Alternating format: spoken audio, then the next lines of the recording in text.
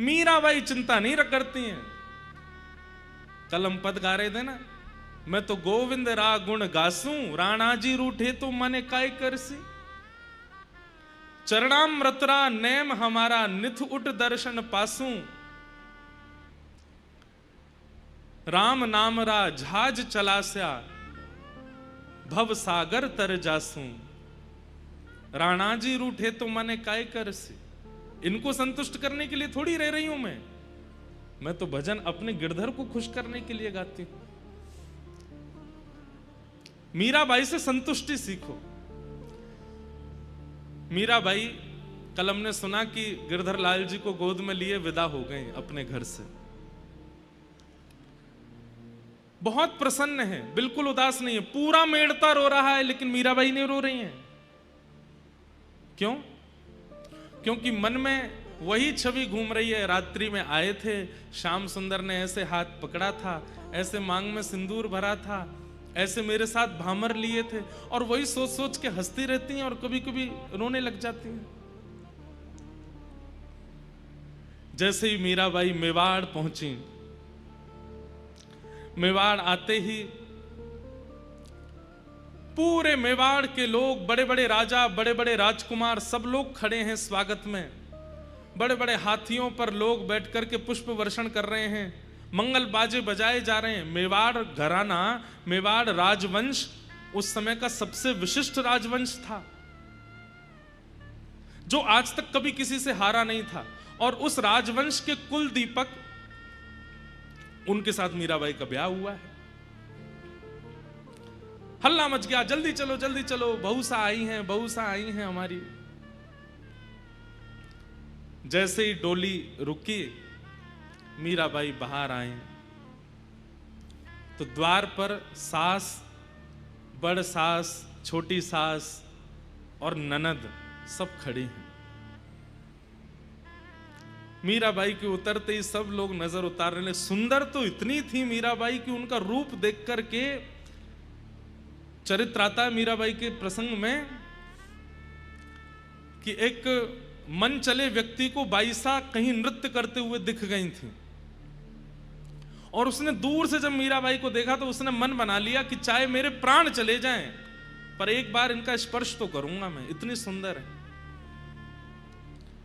और स्पर्श करने की भावना से उसने संत का रूप धारण कर लिया, क्योंकि वो संतों को तो पदरामनी करती थी, आरती करती थी, उनके पास बैठ करके सत्संग करती थी। संत का रूप धारण करके चला गया।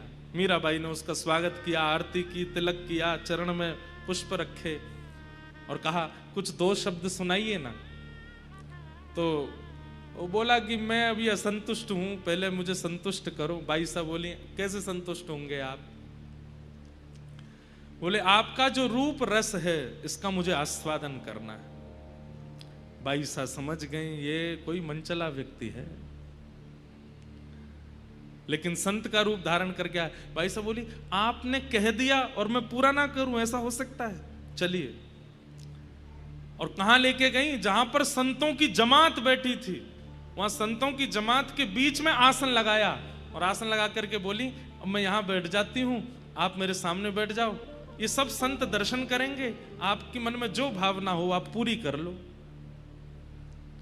जब बाईसा ने ऐसी भावना कही, पता नहीं क्या हुआ, उसका हृदय अंदर से मानो जैसे निचुड़ने लगा, उसकी आत्मा जैसे मानो रोने लगी, और वो व्याकुल हो गया, पीड़ित हो गया, रुदन करने लगा, चरण पकड़ लिए मीराबाई के।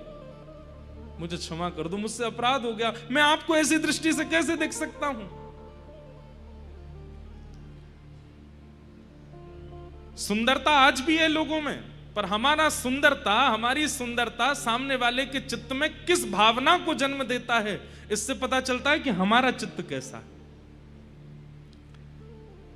बाईसा की सुंदरता ऐसी है कि वो जहां जाती हैं उनको देख करके, वो सुंदर इतनी है कि उनको देख करके किसी के चित्त में कुछ भी भाव प्रकट हो, पर किसी के चित्त में अगर काम होता भी है ना, तो बाईसा को देख करके काम नष्ट और हो जाता है।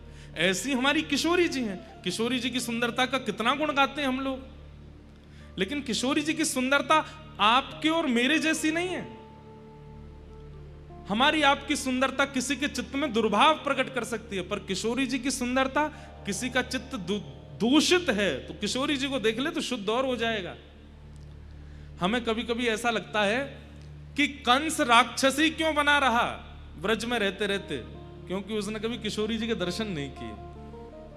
अगर वो किशोरी जी की शरण में चला गया होता तो कंस तो कब का शुद्ध हो चुका होता, कब का पवित्र हो चुका होता। किशोरी जी का मुखमंडल ऐसा है। हमारा भजन हमारे गुण में भक्ति को घोल देता है। अगर कोई बहुत सुंदर है, बला का सुंदर है, और वो भजनानंदी अगर बन जाए ना, तो नित्य उसका भजन ऐसा हो जाएगा कि उसकी सुंदरता फिर किसी के चित्त में दुर्भाव को नहीं प्रकट करेगी, उसकी सुंदरता चित्त में कृष्ण को ही प्रकट करेगी। मीराबाई बहुत सुंदर है।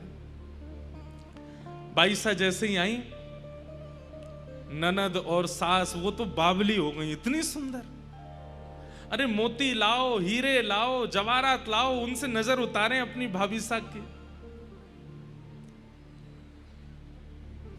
राजा कुंवर भोजराज सब लोग उनको सराहना करने लगे, इतनी सुंदर तुम्हारी पत्नी है, कितने भाग्य हैं तुम्हारे। तो एक रस्म होती है कि जब दहली में प्रथम प्रवेश बहू करती है तो नेग मांगा जाता है। तो ननद नेग मांगती है कि नेग दो, फिर अंदर जाने देंगे। पहले भैया से मांगा, भोजराज जी से कहा नेग दो, तो भोजराज जी ने हाथ के कड़ूला दिए, पैरों के पायल दी, सुंदर सोने के और उनमें हीरे जड़े हुए। बोले भैया ने तो हाथ और पैर की पायल दी भाभी सा, अब आप नेक दो, और आप तो गले का हार दो, आपका हार मुझे बहुत अच्छा लग रहा है। तो मीराबाई ने ऊपर एक हार पहना हुआ था, तो बोली ननद जी ये तो बाह्य हार दिखाई दे रहा है, असली हार तो इसके अंदर पहना है, वो आपको देती हूँ। अंदर क्या था, अंदर कंठी माला पहन रखी थी, अपने गले से कंठी उतारी और कंठी उतार करके ननद के गले में बांध दी। महाराज ननद को तो इतनी अवहेलना लगी अपनी, और बाई साहब वहीं खड़े खड़े प्रवचन देने लगी। क्या बोले कि ये जो है ना सोने का, अगर इसको पहन करके आप रखोगी, इस पर चोर की भी दृष्टि जा सकती है, वो चुराने का उसका मन हो जाएगा। और हे ननद जी, कल को जब आपके प्राण निकलेंगे ना तो ये उतार लिया जाएगा, हाथ के कंगन, पैर के कड़ूला और ये गले के हार सब उतार लिए जाएंगे, लेकिन कंठी को कोई नहीं उतारेगा, इसलिए कंठी पहन के रहो आप। ये तो मरते दम तक संग रहती है और कल्याण और करती है, ठाकुर जी की प्राप्ति कराती है। उतार करके पकड़ के फेंक दी। बोले ये तो पहला दिन है इनके आने का, आप जानती हैं आप कहां आई हैं, ये मेवाड़ है, ये मेड़ता में पहनते होंगे लकड़ियां, मेड़ता में पहनते होंगे कंठी आदि, हमारे यहां कोई नहीं पहनता, ऐसे ऐसे रत्न हैं, अभी तो आप आई हैं, देखिएगा भीतर। अरे नहीं देना तो मना कर दीजिए, ये लकड़ियां मत पहनाइए मेरे गले में।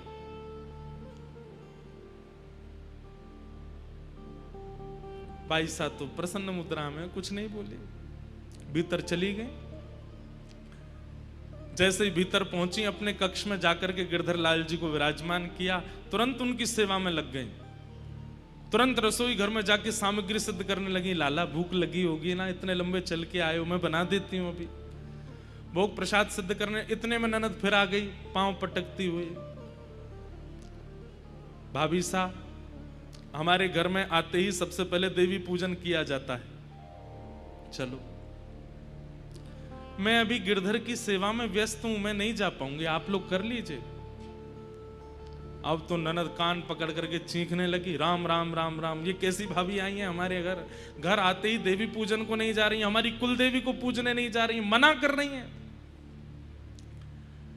मां से जाके कहा, बोले कि मां भाभी तो स्पष्ट मना करती है, मैं नहीं आऊंगी, मैं गिरधर की सेवा में हूं।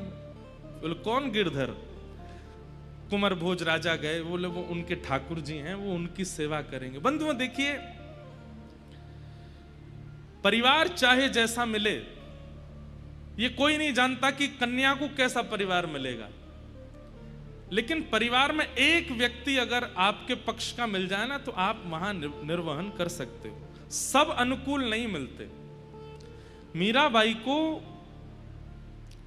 राजा भोज जो मिले हैं पति रूप में, वो बड़े सामर्थ्य देते हैं मीराबाई को, कभी रोकते नहीं। पीछे बात बिगड़ रही होती है तो वही संभाल लेते हैं, अपनी माँ को जाके, बहन को, अरे ऐसे नहीं करो, वो उसके ठाकुर जी हैं, उसने मुझे, हमसे तो बताया नहीं कि कोई सेवा करेगी। बोले मुझे बताया था ना, सबको बताना आवश्यक है, मुझे बताया था, उसको सेवा करने दो। लेकिन सास तो सास, बेटा का ब्याह होते ही सास में सासपना आ जाता है पहले नहीं आता, बाद में आ जाता है। मना कर दिया था कि नहीं आ पाऊंगी, तो फिर भेजा, बोले तू जा और बोल कि मेरी आज्ञा है, देवी पूजा के लिए आना पड़ेगा अभी इसी वक्त। यहां भाई साहब खीर परोस नहीं है ठाकुर जी को। ननद फिर से आई, बोले कि मां ने आज्ञा की है, आपको चलना पड़ेगा। मीराबाई बोली मैं नहीं आ पाऊंगी, अभी गिरधर को भोग लगाना, खीर बनी है, अभी तो सब्जी सिद्ध करनी है, पूड़ी उतारनी है, और फिर लाला को ज्यादा गर्म नहीं पवाते, थोड़ा ठंडा करना पड़ेगा, फिर अपने हाथ से पवाना पड़ता है, स्वयं तोड़ के पानी पाते। फिर मना कर दिया। ननद चिल्लाने लगी, आपको पता है देवी पूजन करने से क्या होता है? बोले क्या होता है? बोले सुहाग अजर अमर हो जाता है। आप नहीं चाहती कि आपका सुहाग अमर हो जाए? मीराबाई बोली जो जन्म से ही अजर अमर हो उसके लिए क्या प्रार्थना करूं? मेरे सुहाग तो जन्म ही अजर अमर है। अब वहां ननद सोच रही है कि मेरे भाई के लिए बोल रही हैं ऐसा। बोले वो तो आपकी भावना अच्छी है, पर अपने पति की लंबी आयु के लिए देवी पूजन करना होता है, हमारे यहां आते ही आपको चलना चाहिए। मीराबाई अब थोड़ी सी नाराज हो गई, क्योंकि सेवा में विघ्न डाल रही हैं, तो हाथ पहुंचती हुई आई। बोले ननद जी आपने नहीं करी थी क्या देवी पूजा? क्योंकि इनकी ननद विधवा थी। तो मीराबाई बोली आपने नहीं करी थी देवी पूजा? बोले नहीं करी तो थी मैंने भी। तो फिर जीजा जी कहां चले गए? अब तो ननद और ज्यादा नाराज हो गई। वो तो महाराज उसी समय खटक गई मीराबाई। बोले अब नहीं छोड़ूंगे, अब ये रह के तो दिखाए। यहां पर नीचे आकर के उन्होंने तो रोना शुरू कर दिया महाराज, चीखना चिल्लाना, पूरे परिवार से कह दिया कि ये रहेंगी तो मैं नहीं रहूंगी। ये पहला दिन है मीराबाई का घर में। कुंवर भोज जाते हैं, मीराबाई को समझाते हैं, माँ की बात है आप मान लिया करो, ननद की बात है आप मान लिया करो। बोले मैं बात मानने से इनकार नहीं है, पर मेरा जो गिरधर लाल जी के समय है सेवा का, उस बीच में मैं नहीं कर सकती कुछ भी। मेरे लिए वो पाषाण नहीं है, वो मूर्ति नहीं है, वो मेरे साक्षात लाला है। उनकी सेवा करना मेरा कर्तव्य है। लेकिन यहां तो सब विपरीत भाव में आ गए। एक दिन राजा कुंवर भोज ने मीराबाई से कहा कि आप इतनी सेवा करती हैं, इतना ठाकुर जी का भाव रखती हैं, मैं जब भी आपको देखता हूं, आपको देखते ही मेरे चित्त में पता नहीं कैसे अनायास प्रेम बढ़ने लगता है। मैं चाहता हूं कि आप मुझे कुछ दर्शन कराओ, मुझे कुछ अनुभव कराओ। आपको अनुभव होते होंगे, मुझे भी अनुभव करा दीजिए। तो मीराबाई बोली मैं आपको कुछ दिखाती हूं। आज तक नहीं दिखाया, आज दिखाती हूं। बोले क्या? तो मीराबाई एक संदूक लेकर के आई, और वो संदूक खोल करके जैसे ही उसमें से रत्न प्रकट किए। प्राचीन राजाओं को रत्नों की भी पहचान होती थी, ये कैसा हीरा है, ये कैसे नग है, ये कैसा सोना है। और उस समय में राजस्थान में मेवाड़ राजघराने से ज्यादा संपत्ति किसी के पास नहीं थी। एक प्रकार से मीराबाई का जो विवाह हुआ ना, वो इसलिए भी हुआ था क्योंकि मेड़ता पर इतनी शक्ति नहीं थी, और उस समय आक्रांताओं का आक्रमण हो रहा था। तो मीराबाई का विवाह मेवाड़ में हो जाएगा, तो उससे हम लोगों को सुरक्षा मिल जाएगी। तो एक प्रकार से कहीं ना कहीं मेवाड़ के लोगों में मन में यह आता था कि हमने तो मेड़ता के ऊपर कृपा की है मीराबाई को लेकर के। आज मीराबाई ने एक संदूक खोली, और उस संदूक में से जैसे ही रत्न आभूषण सब बाहर निकाल के रखे, उन रत्नों को देखकर के राजा भोज के आंखें खुली रह गई। ये कैसे रत्न है, ये कैसा हीरा है, ये कैसे स्वर्ण, ये ऐसे मैंने पहले कभी नहीं देखे। और जहां तक मैं जानता हूं, सबसे ज्यादा संपत्ति हमारे घराने में, और हमारे घर में भी ऐसी संपत्ति नहीं है। ये एक हीरा, एक नग भी यदि विक्रय किया जाए तो हमारी पूरी संपत्ति के समान होगा। कहां से मिले आपको? भाई साहब बोली, जिस दिन आप बारात लेके आए थे ना, उसी रात्रि में द्वारिकाधीश बारात लेकर के आए थे, और तब मेरी सासू मां देवकी मैया ने ये मुझे पहनाए थे। मीराबाई बोलती हैं और सब लोगों को वो स्वप्न जैसा लगता है। वो देवकी मैया को सास ही बोलती हैं, यशोदा मैया को बड़ सास ही बोलती हैं। बोले मेरी सासू मां देवकी जी ने मुझे पहनाए थे, गले में ये हार पहनाया था, हाथ में ये कंगन पहनाया था, पैर में ये पाजेब पहनाई थी, और ये जो कौंधनी है ना, ये तो द्वारिकाधीश ने ही पहनाई थी। आज राजा भोज के मन में किंचित जो अविश्वास जैसा था, उनको लगता था शायद इनका थोड़ा दिमागी स्तर ही ऐसा ही है, इसलिए ऐसे बोलती रहती है। लेकिन आज उन नगों को देख करके, उन आभूषणों को देख करके राजा भोज के मन में भी आया कि ये सामान्य नहीं है, ये संसार की रचना तो नहीं है जो ये दिखा रही है। और मीराबाई इतनी प्रसन्न, थोड़ा सूंघ के देखो इनमें से सुगंधी कैसी है। यहां राजा भोज जैसे ही उसको सूंघने लगते हैं, तभी उनको सघन वन दिखने लगता है, वृंदावन का अनुभव होने लगता है, यमुना जी के दर्शन होने लगते हैं, श्री गिरिराज जी दिखने लगते हैं। राधा राधा नाम उच्चारण करके संत समाज नृत्य करता हुआ दिखाई देने लगता है। ऐसी सुगंधी। राजा भोज समझ गए ये सामान्य नहीं। नेत्र सजल हो गए। राजा भोज बोले मैं आपसे बहुत प्रसन्न हूं, मुझे आज पूर्ण विश्वास हो गया कि ये सचल हैं और ये आपको स्वीकार कर चुके हैं। मैं आपसे बस इतना कहना चाहता हूं कि आप मुझसे कुछ मांग लीजिए, मैं आपकी कुछ सेवा करना चाहता हूं। मीराबाई इतना प्रेम कर ही इसीलिए रही थी कि उनको एक अपना काम बनवाना था, और तुरंत मीराबाई बोली तो मेरा एक काम है वो आप कर दीजिए। बोले क्या? आपके मेवाड़ घराने में कहीं भी मंदिर नहीं है, आपके पूरे राजभवन में कहीं भी संतों के आगमन कीर्तन कथा का कोई स्थान नहीं है। हमारी एक ही प्रार्थना है, आप देना चाहते हैं तो केवल ये दे दीजिए कि राजभवन के अंदर ठाकुर जी का दिव्य मंदिर बने, उसमें ठाकुर जी विराजमान हो, और संत वैष्णव कथा प्रेमियों को वहां आने से कोई रोक टोक ना हो। बस इतना कर दीजिए। मैं सत्संग के बिना नहीं रह सकती। यहां सब कुछ ठीक है, मैं ताने सह लूंगी सास के, ननद के, सब लोगों के, मुझे सब मंजूर है, पर उन तानों के विपरीत में औषधि रूप में मुझे कथा सुननी है। उसके लिए आप एक मंदिर बनवा दीजिए। कुंवर भोज बोले देवी ये तो आप ऐसा कह रही हो कि खीर में से चीनी निकालो, कैसे निकलेगी, ये कैसे होगा? बोले और कुछ नहीं चाहिए मुझे। कुंवर भोज भी सोचे कि इन्होंने एक ही चीज तो मांगी है जैसे तैसे, ये भी मैं नहीं कर पाया तो कैसे होगा। सब विपरीत हो गए हैं, और राजा कुंवर भोज ने मेवाड़ घराने के भीतर एक 4 भुजानाथ मंदिर बनवाया, ऐसे ऐसे रत्न लगवाए। मीराबाई जैसे बोलती हैं वैसी उसकी आकृति। एक द्वार बना है जहां से संतों को आवागमन में कोई रोक टोक नहीं है। रसिक आएंगे, संत आएंगे, वैष्णव आएंगे, कथा कीर्तन सब प्रारंभ। घर के सब लोग विपरीत हो गए, लेकिन पति साथ में खड़ा है इसलिए कोई कुछ नहीं कर पाया। लेकिन हमारे ठाकुर जी को अनुकूलता ज्यादा अच्छी लगती नहीं। भक्त बहुत रिलैक्स होना तो ठाकुर जी को लगती है अरे इतना आराम कैसे फरमा रहा है, कुछ तो करो। और राजा भोज एक युद्ध में गए थे, और वहां युद्ध में एक बाण उनको ऐसा लगा जिसके कारण पूरे शरीर में रोग फैल गया।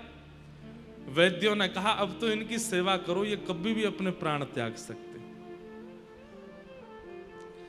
ननद तो द्वार से बोलती आई तुमने देवी पूजा नहीं की, देखो आज मेरे भैया की क्या हालत हो गई, मरणासन अवस्था में है। भोज राजा बोले मुझे और कहीं चिकित्सा के लिए नहीं जाना, मुझे मेरे कक्ष में छोड़ दो, मीरा को मेरे पास छोड़ दो, मैं उसे देखता रहूंगा, वो मुझसे बात करती रहेगी, बस मुझे यही चाहिए। मीराबाई लाल जी की सेवा करती हैं, चरणामृत पिलाती हैं, भोग लगाती हैं, भोग पवाती हैं, आसन पर बस लेटे हैं भोज राजा। एक दिन आया जिस दिन उनको अनुभव हुआ कि बस आज मेरे प्राण चले जाएंगे। आज पहली बार मीराबाई का स्पर्श किया, हाथ पकड़ लिया। आप यहीं बैठो। आपने मुझसे एक बात मांगी थी, मैंने पूरी की, अब मैं आपसे कुछ मांगू? मीराबाई बोली क्या? बोले मुझे भी वो दर्शन करना है जो आप करती। बंधुओं, मीराबाई तभी एक कीर्तन गाने लगी और उस कीर्तन को गाते गाते गाते गाते राजा भोज मीराबाई की गोद में ही सर रख करके लेटे हैं और बाई साहब के मुख की ओर देख रहे हैं। और उस कीर्तन को गाते गाते गाते गाते तभी राजा भोज ने एक बार अपनी पलक झपकी और जैसे ही खोल करके देखा तो श्री मीराबाई के रूप में ही प्यारे गिरधर लाल प्रकट हो गए और राजा भोज को दर्शन होने लगा। राजा भोज बोले, आंख खोलती मीरा है पर देखते गिरधर हैं, मुख खोलती मीरा है पर बोलते गिरधर हैं, चलती मीरा है पर हृदय में गिरधर है। ये मीरा तो बाहर की काया है पर इसके चित्त में जो आत्मरूप धारण करके बैठा है वो तो साक्षात गिरधर है। आज मीराबाई के रूप में ही प्यारे गिरधर लाल जी का दर्शन हो गया, नेत्र सजल हो गए राजा भोज के। और कहा अब एक चीज और दे दीजिए। बोले क्या? अपने चरण स्पर्श करा दीजिए। मीराबाई बोली ये आज्ञा तो मैं नहीं दे सकती। बोले नहीं, बस और कुछ नहीं चाहिए, बस अपने चरण स्पर्श करा दीजिए एक बार। मीराबाई बार बार मना करती रही पर राजा भोज जिद पर अड़ गए। मैं तब तक प्राण नहीं त्यागूंगा, मुझे प्राण त्यागने हैं, अब मेरा अंतिम समय है। आज मीराबाई भी रो रही हैं। बोले कि आप मेरे परम मित्र हैं, आप मेरे परम सखा हैं, इस प्रकार आप मत जाइए। बोले बस अपना चरण स्पर्श करा दीजिए।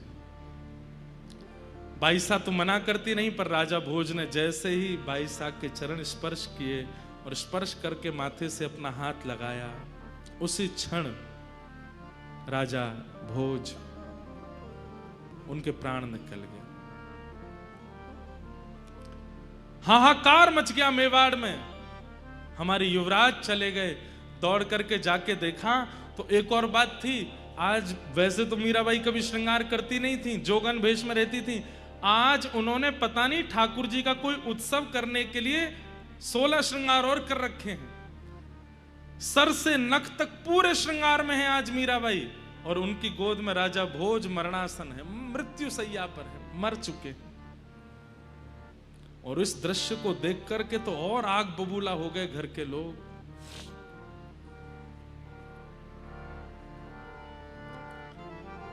सब लोगों ने मीराबाई का हाथ पकड़ा, बैठाओ इनको, कलश डालो, इनके मांग का सिंदूर मिटाओ। मीराबाई खड़ी हो गई।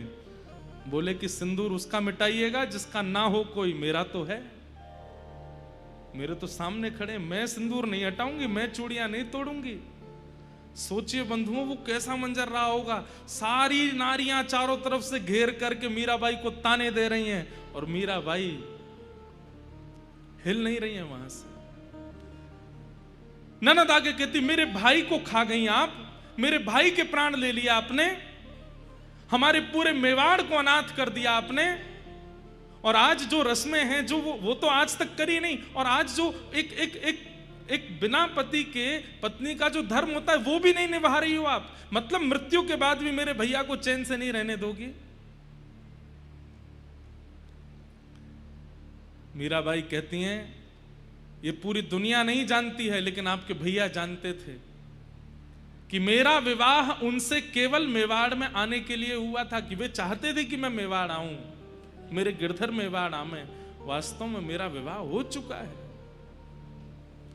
क्या पागलपना करती रहती हो, किससे विवाह हुआ है तुम्हारा? यहां कितना बड़ा पहाड़ टूट पड़ा है।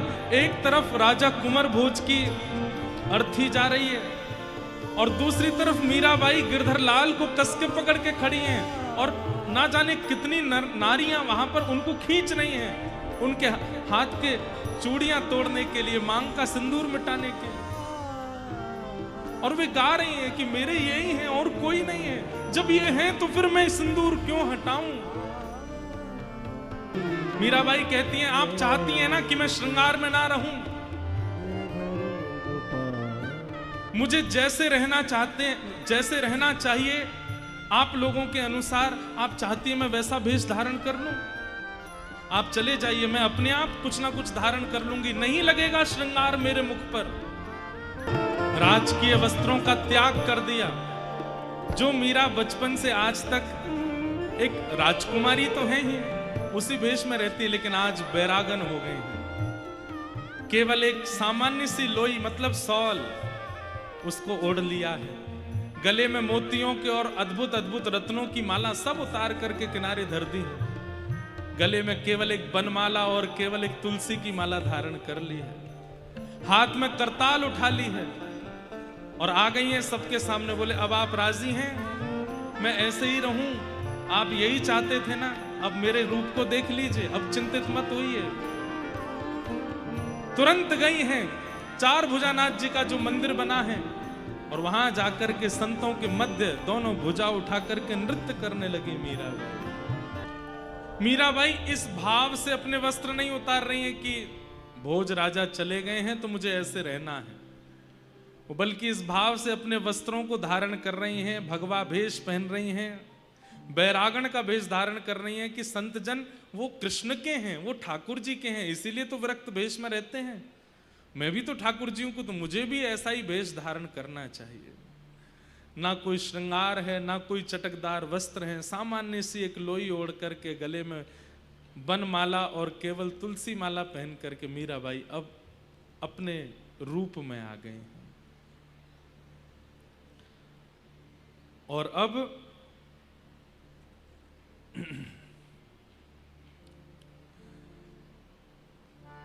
मेवाड़ का राजा बना दिया गया है कुंवर भोजराज के छोटे भाई को, जिसे सब राणा कह करके बुलाते हैं। और आप सुनकर के आश्चर्यचकित होंगे, राज्य गद्दी पर बैठते ही राजा सबसे पहला निर्णय जो लेता है वो निर्णय बहुत महत्वपूर्ण होता है। और यहां राणा ने सबसे पहले राज्य गद्दी पर बैठते ही निर्णय लिया है, मीराबाई की मृत्यु, मेरे भाई को मारने वाली, मेरे पूरे परिवार का नाश करने वाली मीरा को मैं जीवित नहीं देख सकता। उसे मरवाना है, चाहे जैसे मरे, उनकी मृत्यु मुझे चाहिए।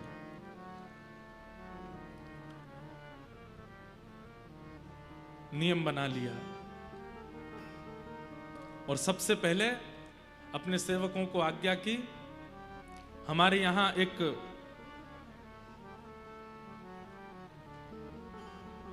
बंधी बना हुआ बाघ है, एक शेर है, उस शेर को मीराबाई के कक्ष के पास छोड़ दो।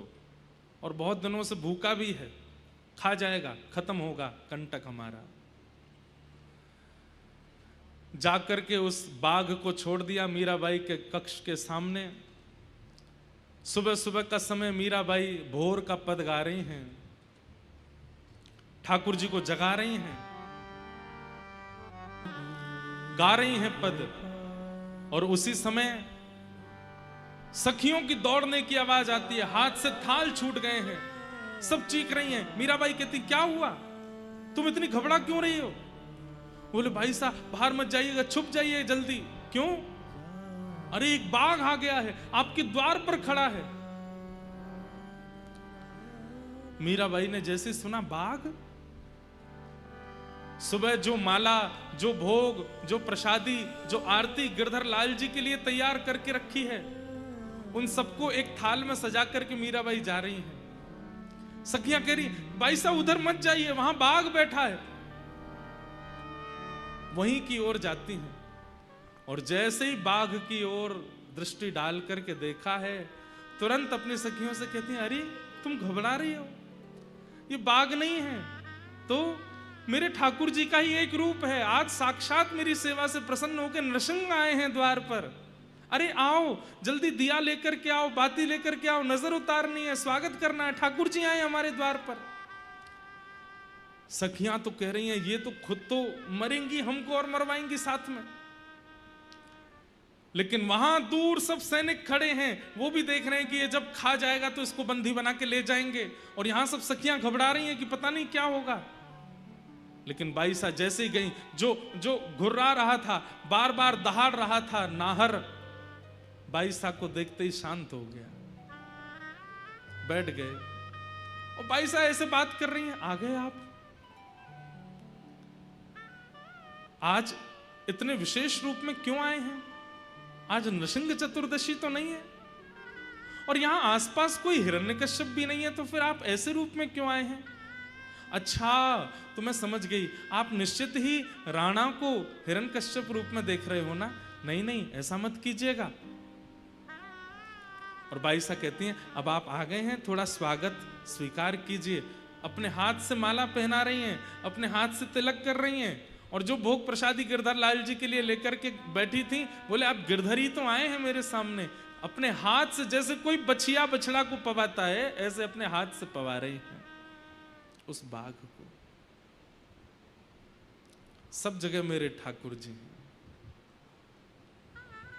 ये दृश्य देख करके सब आश्चर्यचकित हो गए, और बाईसा ने जैसे प्रणाम करके आरती की है, वो बाघ वहां से उल्टे पैर लौट करके चला गया, कुछ नहीं बिगाड़ पाया। और बाईसा तुरंत लौट करके आई, हाथ धो करके अपने लाल जी की सेवा में लग गए। इतना सामान्य था सबके लिए। सबने जाकर के राणा जी को बताया, बोले बाघ तो कुछ नहीं बिगाड़ पाया, बल्कि मीराबाई ने तो माला पहनाई, आरती करी, उसको अपने हाथ से प्रसाद पवाया। अब बंधुओं, ऐसी स्थिति में सोच विचार तो ये करना चाहिए कि भाई उनकी भक्ति कैसी है कि बाघ भी उनसे कुछ नहीं बोला। लेकिन राणा क्या विचार कर रहा है, ये छोटे देश की आई है ना, जादू सीख के आई है, इसको तंत्र आता है, और उस तंत्र से इसने बाघ को अपने वश में कर लिया। पहले मेरे भैया को अपने वश में किया था, अब उस बाघ को अपने वश में कर लिया है। अरे बहुत बड़ी तांत्रिक है, इसके तंत्र मंत्र की विद्याओं में ये सब जीव फंस जाते हैं।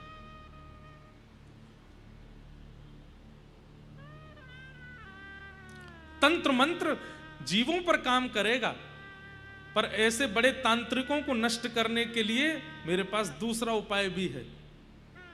और दूसरा उपाय क्या है? हमारे राजभवन के पिछले द्वार में एक भूत बंगला है, उसके सामने से भी कोई निकल जाता है तो रात में उसको पीड़ा हो जाती है, 2-4 दिन में मृत्यु, भूत चढ़ जाते हैं उसके ऊपर। मीराबाई को कैसे भी करके उस भवन में पहुंचा दो, उस कक्ष में पहुंचा दो। बाईसा को लेकर के उस भूतिया भवन में लेकर के गए, जहां पर अनेक पिशाच, अनेक भूत प्रेत आदि सब होंगे। और ये कहकर के गए कि हमारे राजभवन में एक ठाकुर जी की मूर्ति है, हमें समझ नहीं आ रहा है इनकी प्रतिष्ठा कैसे करें। भाई साहब बोली मुझे दिखाओ कहाँ है, तो लेकर के गए, बोले ये इस कक्ष में अंदर। बोले आप भी चलो, हम तो आ रहे हैं, आप जाओ भीतर। जैसे भाई साहब भीतर गई, बाहर से द्वार बंद कर दिए, अंदर अंधेरा, तभी दिखे खूब सारी प्रेत आत्माएं वहां पर विचरण कर रही थी। भाई साहब तुरंत वहीं बैठ गए और वहीं बैठ करके कीर्तन करना प्रारंभ किया। अंदर से चीखने की आवाज आ रही है और बाहर खड़े खड़े राणा और सब लोग नाच रहे हैं, बोले कि अब ये मर जाएगी, अब नहीं बचेगी। लेकिन वो चीख मीराबाई नहीं रही है, वो प्रेत चीख रहे थे। क्यों? कीर्तन भजन सुन के वो सब मुक्त हो करके जा रहे थे। अब तो ऐसी स्थिति हो गई, वो प्रेत जा जा करके और प्रेतों को लेकर के आए। बोले अपनी मुक्ति चाहते हो तो चलो उस भवन में, वहां मीराबाई कीर्तन कर रही है। और मीराबाई के कीर्तन सुनकर के जितने प्रेत थे सब प्रणाम करके मुक्त होके वहां से प्रस्थान कर गए। थोड़ी देर बाद जब चीखें आनी बंद हो गई तो राणा ने कहा द्वार खोल के देखो, उसका शव ले आओ अंदर से, नीला पड़ गया होगा। जैसे द्वार खोला, मीराबाई हाथ जोड़ते हुए भीतर से बाहर निकली। राणा आदि भग गए, बोले यही प्रेतनी बन गई है, अब तो हमें लगता है इसी के अंदर प्रेत आ गया। बोले नहीं नहीं, मैं प्रेत नहीं बनी हूं, वो जितने थे वो सब चले गए, उनके उद्धार नहीं हुआ था। मुझे अंदर ठाकुर जी तो कहीं मिले नहीं, पर वो सब प्रेत थे, तो मैंने सोचा क्या करें, कीर्तन करके सबको मुक्त कर दिया। अब भी राणा ने ये नहीं सोचा कि इनके भजन में कितना बल है। वो अब भी क्या सोच रहा है, इतनी बड़ी तंत्र विद्या जानती है कि प्रेतों को भी अपने वश में कर लेती है। भक्त की भक्ति समझना बहुत बड़ा काम है। और इसी से वैष्णव अपराध बनता है बंधुओं, जब हम किसी भक्त की भक्ति को आकलन करने लगते हैं और पहचान नहीं पाते और अपने मन में सोच लेते हैं ये बनते बहुत बड़े हैं पर हैं नहीं। यही वैष्णव अपराध है और ठाकुर जी को यही प्रिय नहीं।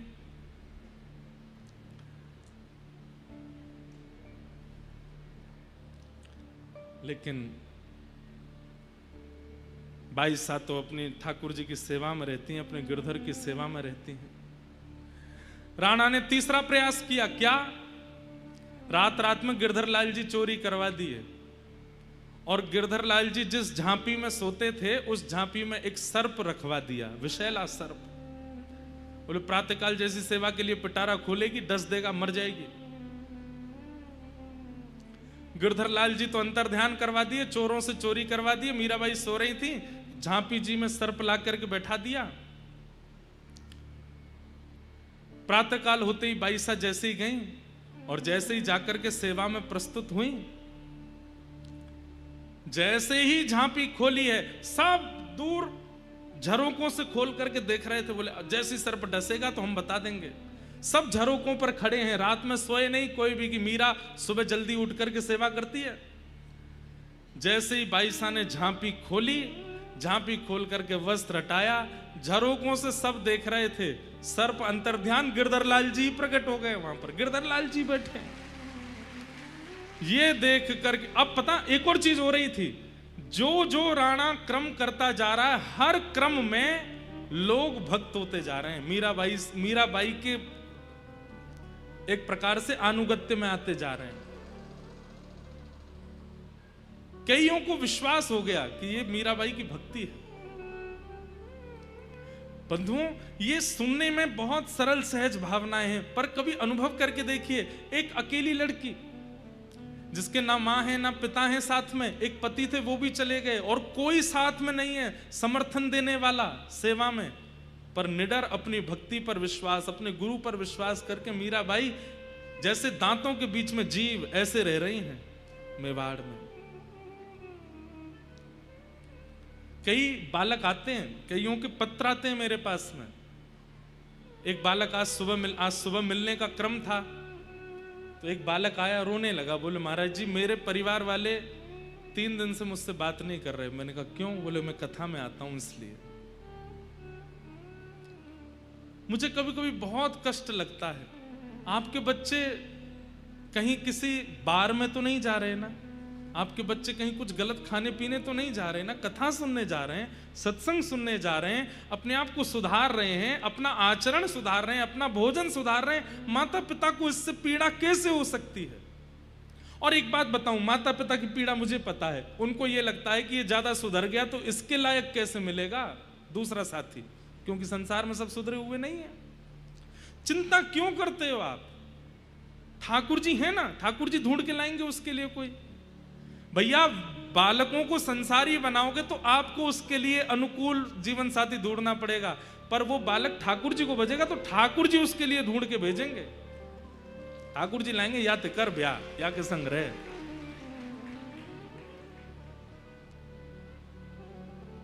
क्यों इतनी चिंता बन जाती है? ऐसे माता पिताओं अगर वो सुनते हैं तो हमारी प्रार्थना है, बालकों को मत रोका कीजिए। बहुत मुश्किल से भारत में फिर से भक्ति आ रही है। कोविड से पहले का भारत बहुत विचित्र था, पर ये कोविड के बाद में एक प्रकार से किशोरी जी ने बड़ी कृपा कर दी है कि अब बालकों में फिर से भक्ति आ रही है। अब आने वाली जनरेशन थोड़ी थोड़ी भक्ति में हो रही है, थोड़ा भजन करती है, वृंदावन की ओर रुझान, कथाओं की ओर रुझान उनका बढ़ रहा है। बहुत मुश्किल से भक्ति आई है। सूरदास जी एक पद में कहते हैं, संबत 2000 के पीछे ऐसा योग बढ़े, पूरब पश्चिम उत्तर दक्षिण चहुविधि काल फिरे।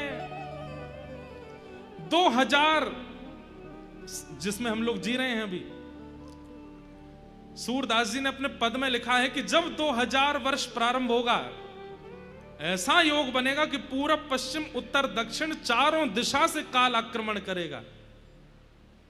लेकिन उसी पद में सूरदास जी कहते हैं, भक्ति की बेल बढ़े।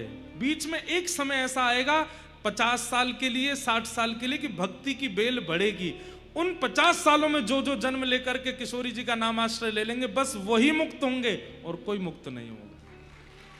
हम उस काल में हैं अभी। मुझे वो पूरा पद मिलेगा तो मैं सुनाऊंगा।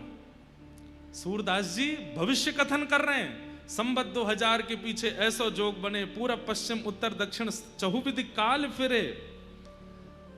और उसी बीच में जब काल अपना कलयुग अपने पैर पसार रहा होगा, तब बीच में भक्ति की बेल बढ़े। ये कोविड के बाद भक्ति बढ़ रही है। और इस बेल का आश्रय जितने, बेल क्या होता है, वो ऐसे चढ़ती है ऊपर। उस बेल के आश्रय में जो वृक्ष आता है ना, वो वृक्ष अत्यंत आनंदित हो जाता है, क्योंकि उसका जो रूखापन है, वृक्ष की जो बीच की हिस्सा होता है वो सूखा होता है, वो इतना सुंदर नहीं होता। पर उसमें जब बेल चढ़ जाती है तो उसकी सुंदरता निखर आती है। काटने वाला व्यक्ति भी उस वृक्ष को नहीं काटता जिसमें बेल चढ़ी होती है, क्यों सुंदर लग रहा है, इसको क्यों काटें।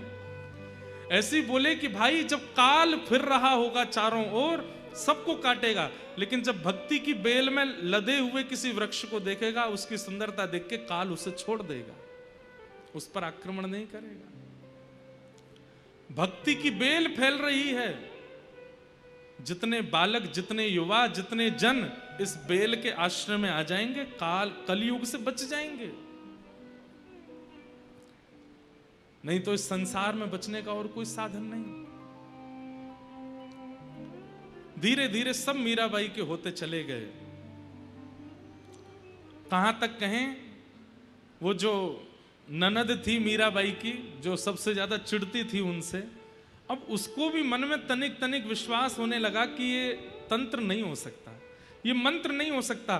तंत्र भी कुछ समय तक चलता है, हमेशा नहीं चलता। जो तंत्र मंत्र जानते हैं उनका भी ज्यादा दिन बोलबाला रहता नहीं।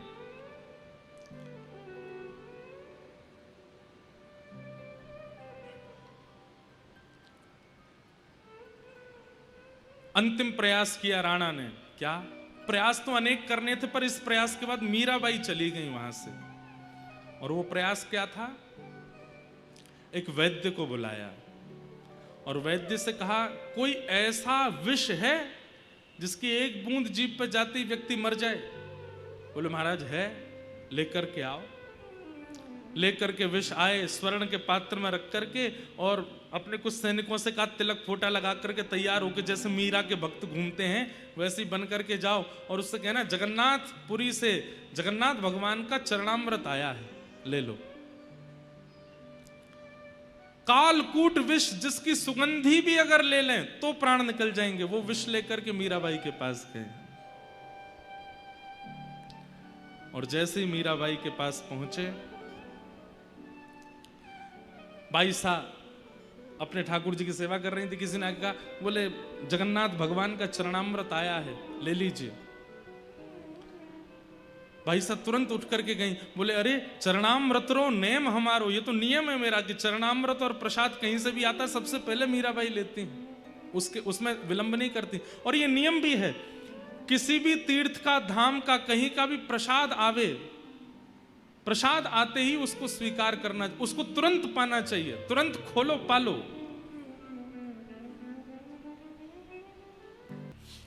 राणा ने एक वैद्य से कहा, ऐसा कालकूट विष बनाओ कि जिसको पीते ही प्राण निकल जाएं। और वो विष ले जा करके जगन्नाथ जी का चरणामृत बता करके मीराबाई को दे दिया। जैसे ही मीराबाई को वो विष दिया, सब लोग इधर देखो, यहां देखो, कथा सुनो।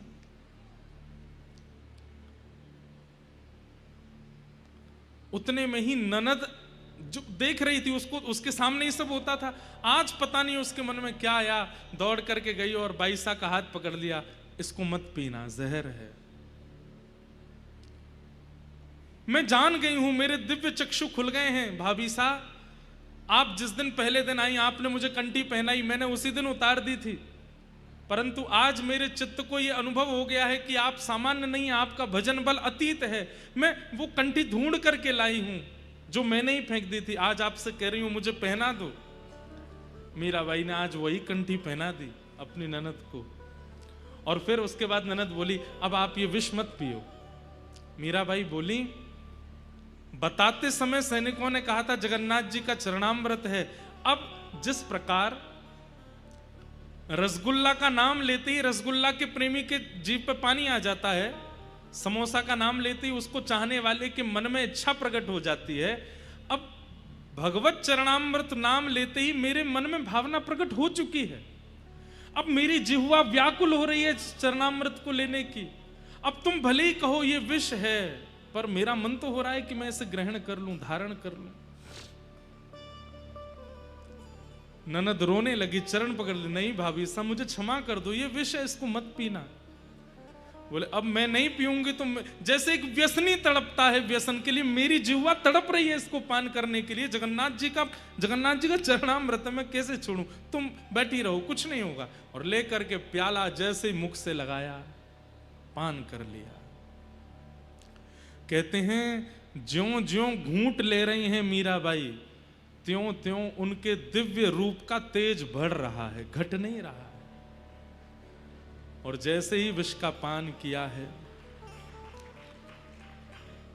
रूप देख करके ननद ने तो उनको उसी समय गुरु बना लिया, कंठी तो पहना दी, अभी मेरी गुरु। कुछ नहीं हुआ मीराबाई को, तुरंत अपना मुख प्रक्षालन करके हाथ धो करके बैठ गई सेवा करने के लिए गिरधर लाल जी की। ननद अब दौड़ करके राणा जी के पास गई और जाके बोली भैया मैं आपके चरण पकड़ती हूं। ये भाभी सामान्य नहीं है हमारी, इतना सब कुछ आपने किया, ये सब जगह से जीवित बच गई हैं, ये कोई तंत्र नहीं है, ये कोई मंत्र नहीं है, मैंने प्रत्यक्ष देखा है, ये उनकी भक्ति। राणा बोले आज विष गया है, उसको पी के मरेगी वो। बोले मैं लेकर के आई हूं पात्र साथ में, पी लिया है, कुछ नहीं हुआ उनको। ननद तो सुधर गई, लेकिन राणा अब भी नहीं सुधरा। कई लोग ऐसे होते हैं, वो भक्ति के प्रगाढ़ रूप को देखने के बाद भी उनके चित्त में कुछ नहीं परिवर्तन होता। कितने लोग ऐसे कथा में आते हैं, खूब कथा सुनते हैं, लेकिन फिर भी उनका चित्त परिवर्तित नहीं होता। हमारे पूज्य नाना जी कहते थे, बोले भैया करंट निकला है तो सारे बल्ब जलेंगे, लेकिन जो फ्यूज होगा वो ही नहीं जलेगा।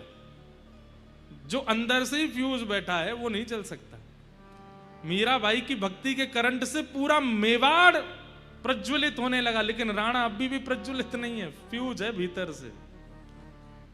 मतलब इतना पाप है उसकी आत्मा और चित्त में कि वो मीराबाई को सन्मुख देखने के बाद भी उस पर कोई असर नहीं हो रहा।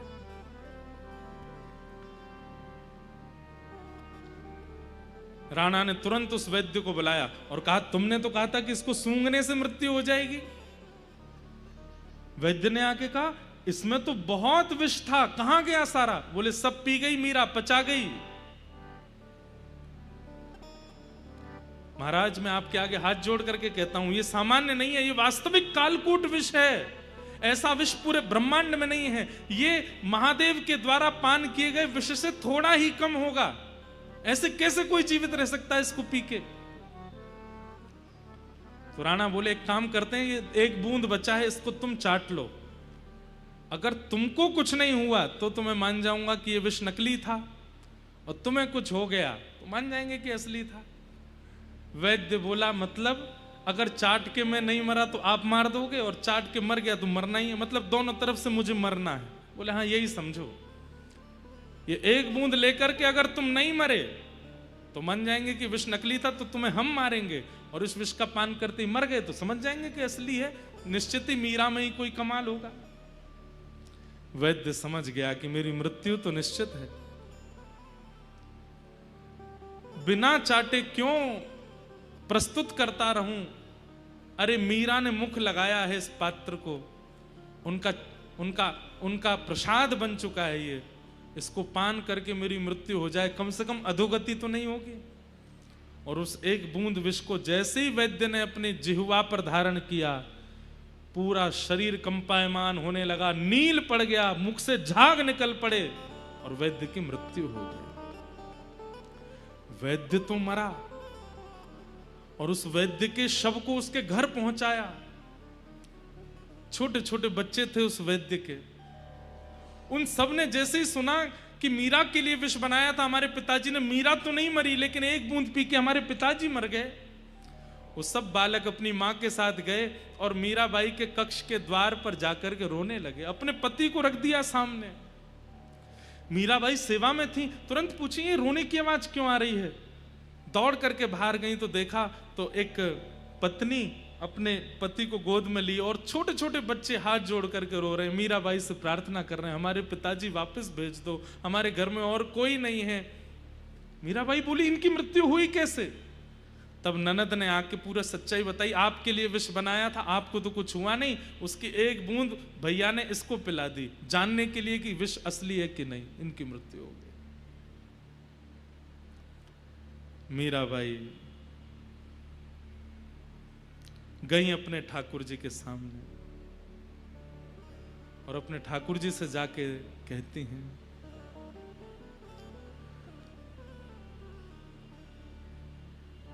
हरि अधम उदाहरण मारो हरि, हरि ही अधम उदाहरण। गज बूढ़त अरज सुन धावा, गज बूढ़त अरज सुन धावा, भगता कष्ट निवारण, भगता कष्ट निवारण। हे गिरधर, आज तक मैंने आपसे कोई याचना नहीं की। मीराबाई ने आज तक प्रार्थना नहीं की है गिरधर लाल जी से, आज पहली बार कर रही हैं। हमेशा केवल रूप के लिए गाया होगा, हमेशा केवल कोई अपने मन का भाव गाया होगा, पर ठाकुर जी से आज पहली बार कुछ मांग रही हैं मीराबाई। एक गज ने आपको पुकारा था, उसकी अर्ज सुनते ही आप अपने गरुड़ पर बैठ करके उसका उद्धार करने के लिए गए थे। आज ये मीरा आपको पुकार रही है, तो फिर इतनी देर क्यों कर रहे हैं? इस वैद्य का क्या दोष है? इन बालकों, ये बालक निर्दोष हैं, ये मां निर्दोष है, अपने पति के लिए रो रही है, अपने ये बच्चे अपने पिता के लिए रो रहे हैं। अब देर मत करो गिरधर, कृपा करो। और तुरंत मीराबाई के मन में पता नहीं क्या स्फूर्ति आई, ठाकुर जी का चरणामृत वहां रखा था, अपने गिरधर लाल जी का चरणामृत लेकर के गई और ले जा करके, नील पड़ा है उस वैद्य का शरीर, मुख से झाग निकले हैं। मीराबाई ने अपने हाथ से उसका मुख खोल करके जैसे ही ठाकुर जी का चरणामृत पधराया है, चरणामृत धारण कराते ही सारा शरीर सामान्य होने लगा, नीलिमा दूर होने लगी और धीरे धीरे श्वास चलने लगी, धीरे धीरे नेत्र खुले और वो वैद्य जीवित हो गया, उठ करके बैठ गया। और उसी समय पूरा मेवाड़ जय जयकार करने लगा, भक्तिमती मीराबाई की जय हो, मीराबाई की जय जयकार होने लगी। पर मीराबाई ने इस घटना के बाद 3-4 दिन के लिए अपने आप को एकांत में बंद कर लिया। किसी से ना मिलती है, ना जुलती है, ना किसी को देखती हैं। एकांत में बैठी बैठी अपने गिरधर से कहती हैं, मुझ तक पीड़ा थी, मैं सह रही थी, पर अब मुझसे पीड़ा दूसरों को तक जा रही है, ये मुझसे सहन नहीं हो रहा। मैं केवल इसलिए निर्वहन कर रही थी इस परिवार का, क्योंकि मैंने वचन दिया था कुंवर भोज को कि आप चले जाएंगे, पर आपके बाद भी मैं रह करके अपने गिरधर लाल जी की सेवा करके यहाँ के लोगों को भक्त बनाऊंगी। केवल अपने वचन का निर्वहन कर रही थी मैं, पर मेरे कारण जब इतने लोगों को पीड़ा हो रही है तो मैं नहीं रह सकती। लेकिन मैं कैसे जाऊं? बंधुओं, भक्ति की स्थिति देखिए, मीराबाई अपनी इच्छा से जा भी नहीं रही हैं, कोई संत आज्ञा करेंगे तो ही मैं जाऊंगी। आज तक मीराबाई ने कभी त्याग करने का, इतनी पीड़ा, इतना कष्ट, इतनी विपत्ति, इतना संकट सब सहती रही मीराबाई, लेकिन आज मन में विचार करने लगी कि अब ये पीड़ा मुझ तक नहीं है, मुझसे औरों तक जा रही है, अब मैं क्या करूं? तब मीराबाई ने गोस्वामी तुलसीदास जी को पत्र लिखा और अपनी सारी स्थिति लिख करके बताई, मुझे क्या करना चाहिए ऐसी परिस्थिति में। राणा दिन प्रतिदिन कुछ ना कुछ करते हैं, मैं क्या करूं?